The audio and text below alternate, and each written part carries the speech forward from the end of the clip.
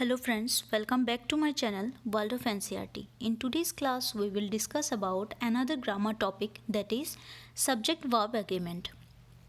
আজকের ক্লাসে আমরা আরেকটা নতুন গ্রামার টপিক নিয়ে ডিসকাস করব যেটা বিভিন্ন রকম কম্পিটিটিভ এক্সামের জন্য একটু ইম্পর্ট্যান্ট থাকে। এটা আপনাকে এরর কারেকশনেও হেল্প করবে। সাবজেক্ট ভার্ব এগ্রিমেন্টের ডাইরেক্ট কোয়েশনও আসে এসটিজিটি এক্সামে, দুইটা ক্ষেত্রে এটা আপনাকে হেল্প করবে। তো চলুন স্টার্ট করি। সাবজেক্ট ভার্ব এগ্রিমেন্ট ব্যাপারটা কি, কখন তারা এগ্রিমেন্ট করে, এটা আমরা ডিটেলসে আজকের ক্লাসে দেখব। প্রথমে দেখি এগ্রিমেন্ট কি। যখন দুইজন পার্টি বা দুইজন মানুষ একসাথে কোনো একটা কিছু শুরু করে বা একসাথে কোনো একটা কিছু করে তখনই তাকে এগ্রিমেন্ট বলা হয়। এবার সাবজেক্ট ভার্ব এগ্রিমেন্ট কখন হয়? যখন সাবজেক্ট আর ভার্ব একটা সেন্টেন্সের মধ্যে একজন আরেকজনের রুলস ফলো করে, বিভিন্ন যেমন পার্সন আছে, সিঙ্গুলার নাম্বার, প্লুরাল নাম্বার আছে, অ্যাকর্ডিং টু ইট যখন সাবজেক্ট ভার্বকে ইম্প্যাক্ট ফেলে ভার্বের উপর বা ভার্ব সাবজেক্ট অনুযায়ী বসে, তখন তাকে সাবজেক্ট ভার্ব এগ্রিমেন্ট বলা হয়। এবার সাবজেক্ট ভার্ব এগ্রিমেন্টটাকে আমরা আরেকটু সহজে একটু এক্সাম্পল দিয়ে বুঝি। সাবজেক্ট ভার্ব এগ্রিমেন্টকে যদি আমি একটা ফ্যামিলির সাথে তুলনা করি, সাবজেক্টকে আমি ধরলাম একটা গ্রুম আর আমার ভার্বকে ধরলাম আমি একটা ব্রাইড। তো একটা পারফেক্ট কাপল হতে গেলে, একটা পারফেক্ট ফ্যামিলি হতে গেলে ব্রাইড গ্রুম দুজনেরই দরকার হয়, যেমন সাবজেক্ট আর ভার্ব। সাবজেক্ট ভার্ব ছাড়া কোনো সেন্টেন্স কমপ্লিট হয় না। এটা একটা বেসিক সেন্টেন্সের মধ্যে সাবজেক্ট আর ভার্ব থাকতেই হবে, এটা বেসিক ব্যাপার। এবার যদি আমার সাবজেক্ট দুইটা হয়ে যায়, মানে আমার সাবজেক্ট যদি ডাবল হয়ে যায় বা প্লুরাল হয়ে যায়, তখন আমার কি একজন ব্রাইডে বা সিঙ্গেল ভার্বে চলবে না, তখন আমার ভার্বটাও দুইটা ইউজ করতে হবে। যতটা সাবজেক্ট থাকবে তার জন্যে আমার অ্যাকর্ডিং টু ইট আমার ভার্ব বসাতে হবে। তাই সাবজেক্ট যদি সিঙ্গেল হয় ভার্বও সিঙ্গেল আমি ইউজ করব, আর যদি সাবজেক্ট প্লুরাল হয় তখন আমি ভার্বও প্লুরাল ইউজ করব। এতটুকু আশা করি বোঝা গেছে। তো চলুন আরেকটু নেক্সট দেখি। To make a perfect couple correct meaningful sentence. এখানে পারফেক্ট কাপল বলতে বোঝানো হচ্ছে correct meaningful sentence. To make a correct meaningful sentence, একটা পারফেক্ট সেন্টেন্স বানাতে গেলে আমরা কি করব? A subject and a verb must agree in some matters.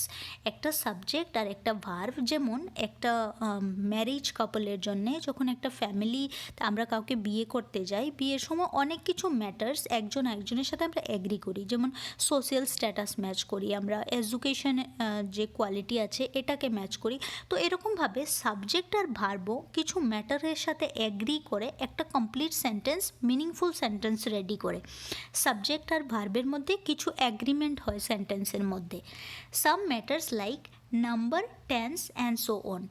আর এগুলি কিসের দ্বারা নির্ধারিত হয়? এটা নির্ধারিত হয় নাম্বারের উপর, কয়টা সাবজেক্ট আছে, কয়টা ভার্ব হবে, কোন পার্সনে, থার্ড পার্সন, ফার্স্ট পার্সন নাকি সেকেন্ড পার্সন, ওই পার্সনের উপর, নাম্বারের উপর, এইসবের উপর নির্ভর করে যে আমার সাবজেক্টের সাথে কোন ভার্বটা এগ্রি করবে। তো এবার আমরা এক্সাম্পল দিয়ে একটু বুঝি। তার আগে একদম বেসিক জিনিস, আজকে আমি যেটাই ক্লাসে বলছি এটা একদমই নতুন কিছু না, আমরা একদম ক্লাস 3 থেকে সবটা পড়ে আসছি। আপনারা যারাই ভিডিওটা দেখছেন সবাই জানেন সাবজেক্ট ভার্ব এগ্রিমেন্ট কী, লেখার সময় আমরা ইউজও করি, শুধু আমরা আজকের ক্লাসে একটু রিভিশন করছি। তো সাবজেক্ট ভার্ব এগ্রিমেন্ট জানতে গেলে আমি আগে জানবো নাম্বার কত রকমের থাকে। তো নাম্বার জেনারেলি থাকে সিঙ্গুলার নাম্বার আর প্লুরাল নাম্বার। সিঙ্গুলার মানে হচ্ছে যেখানে সিঙ্গেল জিনিস থাকে, এটাকে আমি সিঙ্গুলার নাম্বার বলবো। এখানে আমি সিঙ্গুলার নাম্বারের এক্সাম্পল দেখি, একটা ব্রাইড, একটা গ্রুম। এবার আমি যদি নেক্সট কাপলে আসি, নেক্সটটা হচ্ছে আমার প্লুরালের এক্সাম্পল। প্লুরাল কীরকমভাবে? কারণ এখানে একের বেশি আছে, এটা প্লুরাল, এটা সিঙ্গুলার। সিঙ্গুলার প্লুরালের মধ্যে কারোর কোনো কনফিউশন তো থাকার কথাই নেই। সিঙ্গুলার মানে যেটা সিঙ্গেল, প্লুরাল মানে হচ্ছে একের অধিক। পার্সন, এবার পার্সন কি? পার্সন আর নাম্বার জেনেই আমরা সাবজেক্ট ভার্ব এগ্রিমেন্ট করব। তো পার্সন কি? পার্সন হচ্ছে first person, second person, third person, তিনটা আসে। ফার্স্ট পার্সনে কে? আমি, আমরা, এগুলি ফার্স্ট পার্সনে হয়। সেকেন্ড পার্সনে সবসময় তুমি বা তোমরা হয়। তো ইংলিশের ক্ষেত্রে তো তুমি আর তোমরা দুইটাই ইউকে বোঝায়, তাই এখানে আলাদা করে কোনো ডিফারেন্স কিছু নেই। থার্ড পার্সন হি, শি, মানে আমি তুমি ছাড়া বাকি সবাই হচ্ছে থার্ড পার্সন। এবার তোমরা, তারা হতে পারে বা সে হতে পারে, যে কেউ। আমি আর তুমি ছাড়া বাকি সবাই থার্ড পার্সন। তো ফার্স্ট পার্সনের মধ্যে কিছু আইটাই হচ্ছে বেসিক ফার্স্ট পার্সন, আর এগুলি হচ্ছে পজেসিভ আসে, প্যাসিভ ফর্ম আছে, অবজেক্টিভ। মি হচ্ছে আইয়ের অবজেক্টিভ হচ্ছে মি। এই শব্দগুলি হচ্ছে ফার্স্ট পার্সনের শব্দ, যেমন আই, মি, মাইন, মাই। এবার এগুলি হচ্ছে ফার্স্ট পার্সনের মধ্যে। আমি বলেছিলাম না, আমি, আমরা, আই আর উই, এই দুইটা হচ্ছে কমন ফার্স্ট পার্সন। আর বাকিগুলি হচ্ছে প্যাসিভ ফর্মে, কিছু কয়েকটা আছে পজিটিভ ফর্মে, কোনোটা আছে অবজেক্টিভ ফর্মে। উই, আস, আওয়ার, আওয়ার্স, এগুলি হচ্ছে সব ফার্স্ট পার্সন, কিন্তু উই, আস, আওয়ার, আওয়ার্স এগুলি হচ্ছে প্লুরাল নাম্বার, একের বেশি। কিন্তু আই, মি, মাইন এগুলি হচ্ছে সিঙ্গুলার নাম্বার। আর সেকেন্ড পার্সনের ক্ষেত্রে ইউ, দুইটা ক্ষেত্রেই হয়, প্লুরালেও ইউ, সিঙ্গুলারেও ইউ। এবার সিঙ্গুলারে থার্ড পার্সনে হয় হি, শি, ইট বা যে কোনো নাউন বা প্রনাউন, রাম, শ্যাম, যদু, মধু, যে একজনের নাম বলবেন ওইটাই হবে সিঙ্গুলারের ক্ষেত্রে থার্ড পার্সন। আর প্লুরালের ক্ষেত্রে থার্ড পার্সন কি? দে, দেম, দেয়ার, এখানে একটা কমা হবে। দে, দেম, দেয়ার এই শব্দগুলি প্লুরালকে বোঝায়। এবার আমি এই জায়গাটাকে ব্লু কেন করলাম? কারণ এটা একটা বিশেষ ইম্পর্ট্যান্স আছে সাবজেক্ট ভার্ব এগ্রিমেন্টের ক্ষেত্রে। যখনই আমরা থার্ড পার্সন কোনো একটা লাইনের মধ্যে third person singular number use করব, পার্সনটা কী হবে? থার্ড পার্সন, আর নাম্বারটা কী হবে? Singular number. যখন সাবজেক্ট, কোনো একটা লাইনের subject third person singular number হবে, মানে এই সব শব্দ যদি সাবজেক্টের মধ্যে থাকে, তখন ভার্বের শেষে এস বা ইএস যুক্ত হয়, শুধুমাত্র প্রেজেন্ট টেন্সের ক্ষেত্রে। এতটুকু ক্লিয়ার হলো? প্রেজেন্ট টেন্সে যখনই আমরা ইউজ করব এইসব শব্দ, তখন ভার্বের শেষে এস বা ইএস যুক্ত হবে। এবার আমরা রুলস ডিসকাস করি। সাবজেক্ট ভার্ব এগ্রিমেন্ট করতে আমরা কিছু রুল ফলো করে থাকি। এই রুলগুলির সাথে সাথে আমরা এক্সাম্পল ইউজ করে যাব, তখন আরেকটু ক্লিয়ার হয়ে যাবে। চলুন দেখি। ইফ দ্য ফার্স্ট যে রুলটা আমাদের আসলো, এটা হচ্ছে if the subject is singular, the verb must be singular too. যদি আমাদের সাবজেক্ট সিঙ্গুলার হয় তাহলে আমার ভার্বও সিঙ্গুলার হবে। যেমন আমি যদি লিখি আইয়ের সাথে এম বসাবো, আমি ওয়াজ বসাবো, যেগুলি হচ্ছে সিঙ্গুলার ভার্ব। যেমন I was, I do the work আমি লিখলাম। আইটা সিঙ্গুলার সাবজেক্ট, তাই আমার ভার্বটা ডুটাও হচ্ছে singular verb. They do the work, Ravi does the work.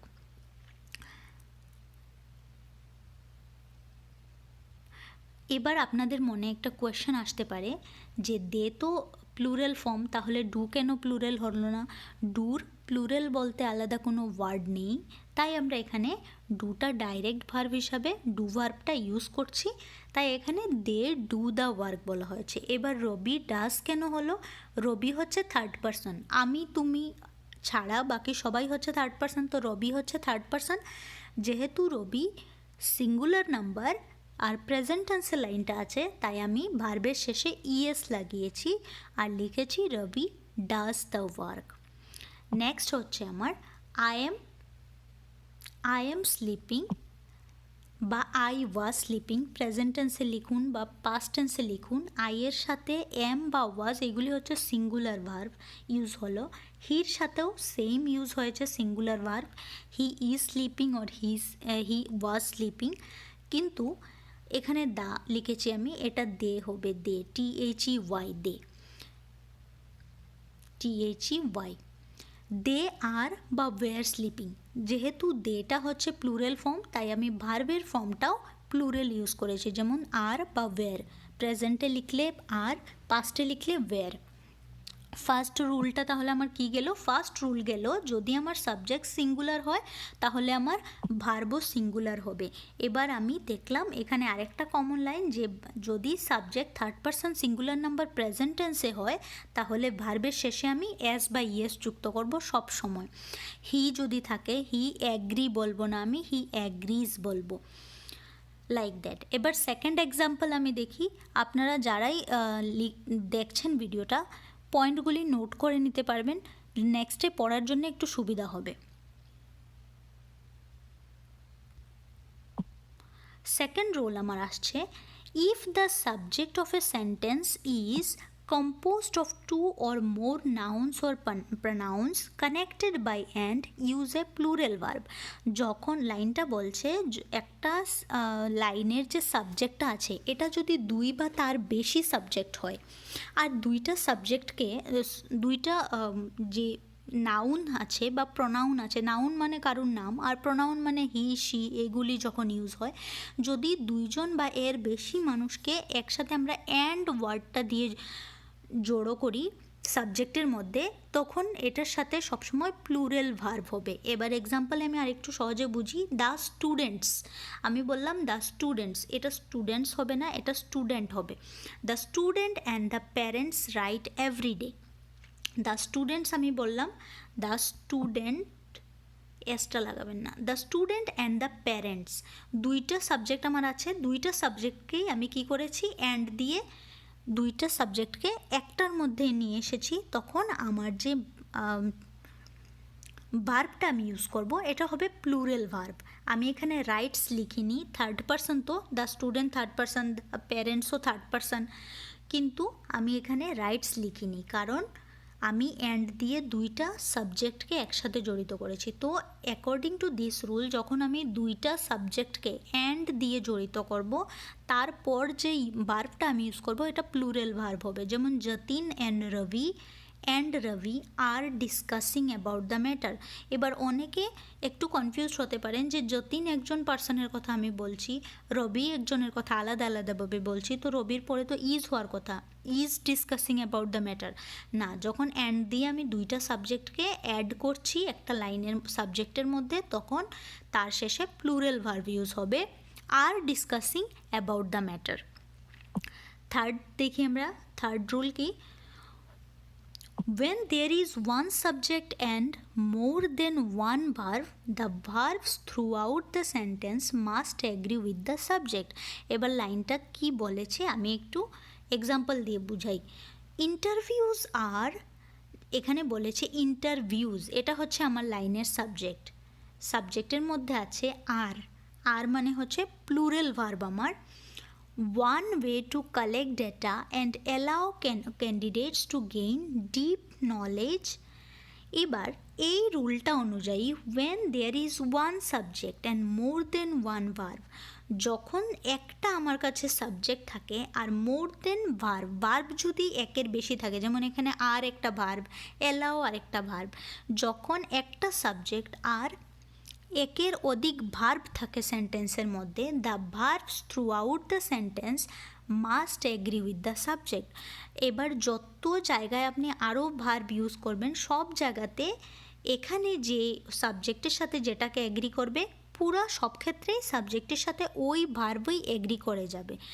এবার যাদের বুঝতে অসুবিধা হচ্ছে তাদেরকে আবার আমি আর একটু বুঝাই। ইন্টারভিউজ এখানে বলেছে প্লুরাল নাম্বার, ইন্টারভিউজের সাথে প্লুরালের সাথে আমার ভার্ব ইউজ হবে আর, ইন্টারভিউজ আর আমি বললাম।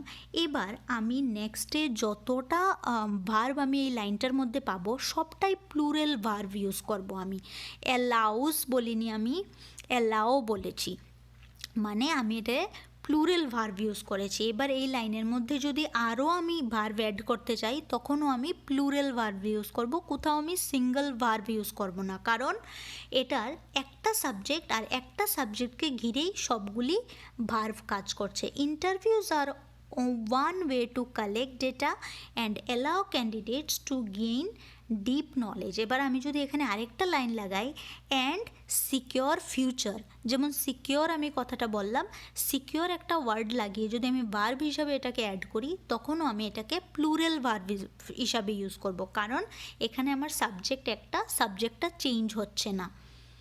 এতটুকু ক্লিয়ার হয়ে গেছে। ফোর্থ এক্সাম্পল এবার দেখি। ফোর্থ এক্সাম্পলটা কি? when phrase comes between the subject and verb, যখন সাবজেক্ট আর ভার্বের মাঝখানে একটা ফ্রেজ এসে যায়, then the verb agrees with the subject, not the noun or pronoun in the phrase following the subject of the sentence। যখন একটা লাইনের মধ্যে সেন্টেন্সের পর একটা ফ্রেজ এসে যায়, ফ্রেজ মানে কি?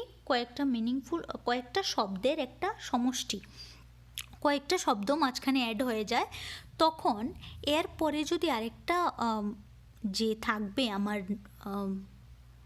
সাবজেক্ট, ওইটাকে আমি ফলো করব না, ফার্স্ট যে সাবজেক্ট থাকবে সেটাকে আমি ফলো করব। আরেকটু বুঝি এক্সাম্পল দিয়ে কীরকম দেখুন। The student as well as the parents. এবার দ্য প্যারেন্টস হচ্ছে আমার প্লুরাল নাম্বার, দ্য স্টুডেন্ট হচ্ছে আমার সিঙ্গুলার নাম্বার। তো প্যারেন্টসের পর যে আমি ভার্বটা লিখলাম এটা তো আর হওয়ার কথা ছিল, parents are excited about the news, কিন্তু আমি লিখেছি ইজ। কেন লিখেছি? The student and the parents লিখিনি। যদি আমি লিখতাম the student and the parents, আমরা যেমনটা আগে পড়েছিলাম যে দুইটা সাবজেক্টকে যদি আমরা অ্যান্ড দিয়ে যুক্ত করি তাহলে ভার্বটা প্লুরাল ভার্ব ইউজ হয়, কিন্তু এখানে যেহেতু একটা ফ্রেজ আমরা ইউজ করেছি, অ্যাজ ওয়েল এজ একটা কথা লাগিয়ে দিয়েছি, তাহলে আমার কি হবে? প্রথম যে সাবজেক্টটা আছে এটা অনুযায়ী আমার ভার্বটা হবে, নাকি সেকেন্ড সাবজেক্ট অনুযায়ী। প্রথম সাবজেক্টটা হচ্ছে আমার সিঙ্গুলার নাম্বার, তাই আমার ভার্বটাও আমি সিঙ্গুলার ভার্ব ইউজ করেছি। যদি এখানে দ্য স্টুডেন্টস হতো, অ্যাস থাকতো, তাহলে এটা আমার আর হতো। কারণ কি বলেছে? when phrase comes between the subject, যখন দুইটা সাবজেক্টের মাঝখানে একটা ফ্রেজ এসে যায়, a subject and the verb,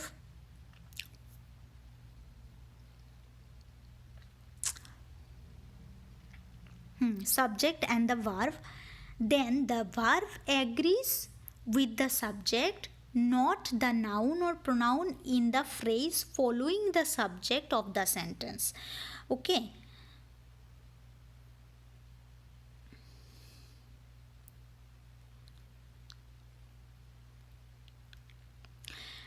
The boy with all the master degrees is very motivated.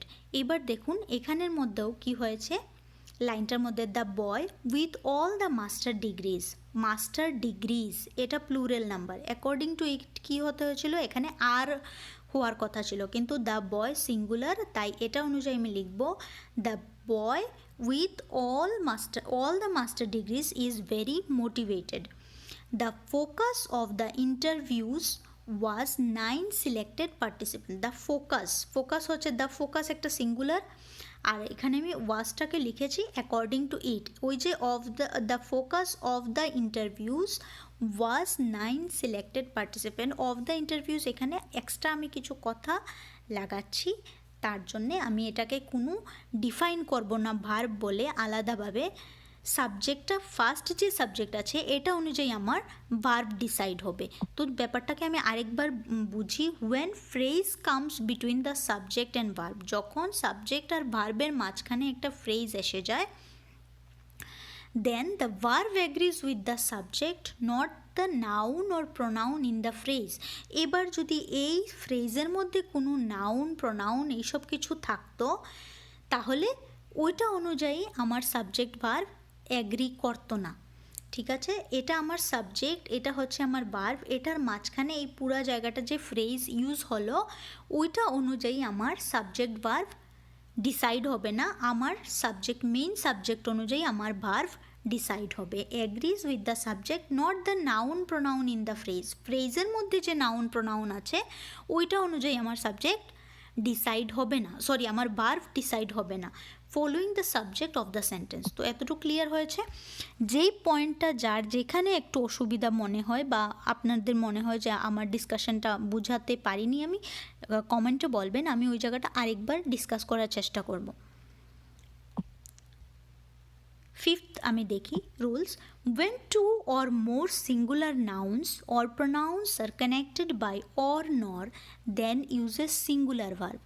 যখন একটা লাইনের মধ্যে দুইটা সাবজেক্ট বা তার বেশি সাবজেক্টকে অর আর নর এই দুইটা শব্দ দিয়ে জোড়া দেওয়া হয় তখন এটার পর সব সময় সিঙ্গুলার ভার্ব বসবে।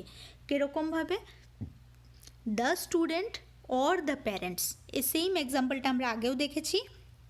যদি এটা অ্যান্ড লিখতাম আমি, the student and the parents, তখন আমি লিখতাম রাইট এভরিডে, কারণ ওটা আমার প্লুরাল ভার্ব হয়ে যেত।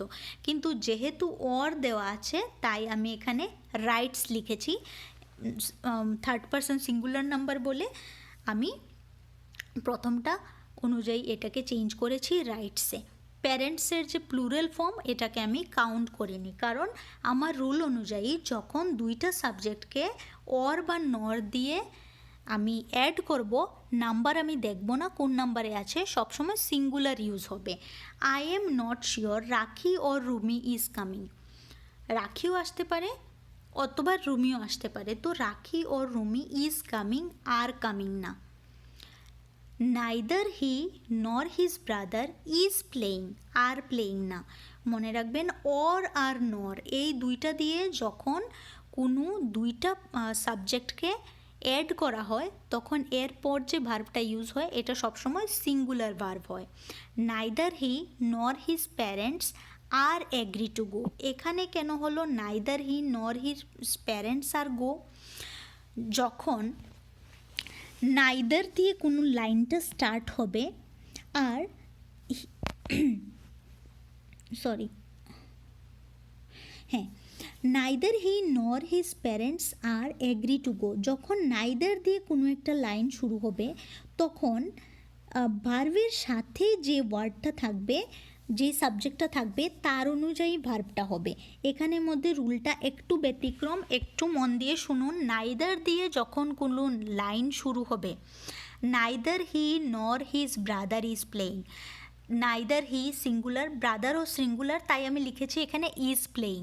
যদি এখানে ব্রাদার্স হতো তাহলে আর প্লেয়িং হতো। নাইদার দিয়ে যখন কোনো লাইন শুরু হয় তখন ভার্বের পাশে যে সাবজেক্টটা আছে ওইটা অনুযায়ী ভার্বটা ডিসাইড হয় যে ভার্ব প্লুরাল হবে নাকি সিঙ্গুলার হবে। কিন্তু যখন একটা লাইন শুধু অর অথবা নর দিয়ে অ্যাড হয় তখন ওইটার মধ্যে সিঙ্গুলার ভার্ব ইউজ হয়। কিন্তু নাইদার দিয়ে যখন কোনো লাইন শুরু হয়, যেমন neither he nor his parents, parents হচ্ছে প্লুরাল নাম্বার তাই আমি এখানে আর ইউজ করেছি। Neither he nor his brother, brother হচ্ছে সিঙ্গুলার নাম্বার তাই আমি এখানে ইজ ইউজ করেছি। তো নাইদার দিয়ে কোনো লাইন শুরু হলে ভার্বের কাছে যে সাবজেক্টটা আছে ওই সাবজেক্ট অনুযায়ী ভার্ব ডিসাইড হবে। এতটুকু ক্লিয়ার? নেক্সট 6 নম্বর রুলকে আমরা দেখি। 6 নম্বর রুলে বলছে the words and the phrases, কিছু ওয়ার্ড এমন আছে, কী কী ওয়ার্ড দেখি আমরা? Each one, either, neither, everyone, everybody, anyone, anybody, everybody, anyone, anybody, nobody, somebody, someone, and no one। এইসব ওয়ার্ড অ্যাকচুয়ালি সিঙ্গুলার ওয়ার্ড, শুনতে অনেকটা প্লুরালের মতো লাগে, যেমন এভরিবডি, এভরিওয়ান, এগুলা প্লুরালের মতো লাগলেও এখানের ক্ষেত্রে সবসময় ভার্ব ইউজ হবে সিঙ্গুলার, কারণ এটা একজন একজন মানুষকে বোঝাচ্ছে। আমি যখন বলছি এভরিবডি ওয়ান্টস টু লিসেন, যখন আমি বলবো প্রত্যেকে শুনতে চায়, প্রত্যেক একজন আলাদা আলাদা ব্যক্তি, কিন্তু আমি বুঝাচ্ছি অনেকের কথা, কিন্তু ওয়ার্ডটা হচ্ছে একটা singular word. Everybody wants to listen, want to listen না, তখন সবসময় সিঙ্গুলার ওয়ার্ড ইউজ হবে। এবার দেখি কয়েকটা example. And carry singular verb, হ্যাঁ এগুলিকে সিঙ্গুলার ওয়ার্ড বলা হয় তাই আমি এটাকে সিঙ্গুলার ভার্ব এগুলি ক্যারি করবে। Nobody was there when I reached, যখন আমি পৌঁছলাম ওইখানে কেউ ছিল না, কেউ মানে একজনও ছিল না, তাই single verb nobody single subject, তাই আমি সিঙ্গেল ভার্ব ইউজ করলাম। Nobody was there when I reached. Each of the boys, এই যে বয়গুলি ছিল এর মধ্যে প্রত্যেকটা boy, each of the boy was boys হয়ে গেছে, এটা বয় হবে। Each of the boy was willing to be noticed. এখানে যতটা ছেলে ছিল সবাই চাইতো যে তাদেরকে অন্যরা নোটিস করুক। Each of the boy was willing to be noticed. Was লিখেছি আমি সিঙ্গুলার ওয়ার্ড হিসাবে ইউজ করেছি ইচকে, আর ওয়াজ লিখেছি আমি singular verb. Everyone wants happiness in their life. Everyone বলতে আমি প্রত্যেককে বোঝাচ্ছি, কিন্তু একজন একজন ব্যক্তি আলাদা আলাদাভাবে আমি বলছি। এভরিওয়ান একটা সিঙ্গুলার ভার্ভ, সিঙ্গুলার সাবজেক্ট, তাই আমি এটার সাথে থার্ড পারসন সিঙ্গুলার নাম্বার হিসাবে ইউজ করে ওয়ান্টস লিখেছি। Everyone wants happiness in their life. Someone is going to be awarded today. সামওয়ানও একটা সিঙ্গুলার সাবজেক্ট, তাই আমি এটার সাথে ইজ লাগিয়েছি। নাম্বার 6 রুলও কমপ্লিট হলো, আশা করি বুঝেছেন আপনারা।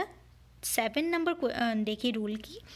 নন countable nouns takes a singular verb. এবার যত সব নাউন আছে যেগুলি নন কাউন্টেবল, গুণা যায় না, তাদের শেষে সবসময় সিঙ্গুলার ভার্ব ইউজ হয়। যেমন এডুকেশন ইজ দ্য কি টু সাকসেস। এডুকেশন একটা নন কাউন্টেবল নাউন, যেটাকে আপনি কাউন্ট করতে পারবেন না, একটা লিমিটের মধ্যে সীমিত সংখ্যায় গণতে পারবেন না এডুকেশন, তাই আমি এটার সাথে ইজ লাগিয়েছি সিঙ্গুলার হিসাবে ইউজ করে।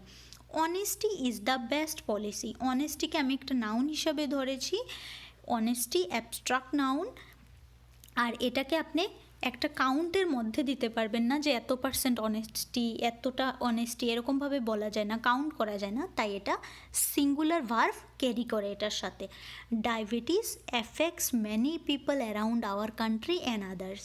ডায়াবেটিস একটা রোগ, এটাকেও আমি কাউন্ট করে বলছি না যে কতটা ডায়াবেটিস, নন কাউন্টেবল, কাউন্ট করা যাবে না এইভাবে, তাই এটার সাথেও ভার্ব ইউজ হবে singular verb.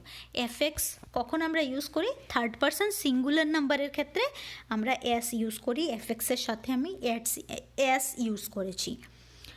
8 number sentence begins with there is or there are, subject follows the verb.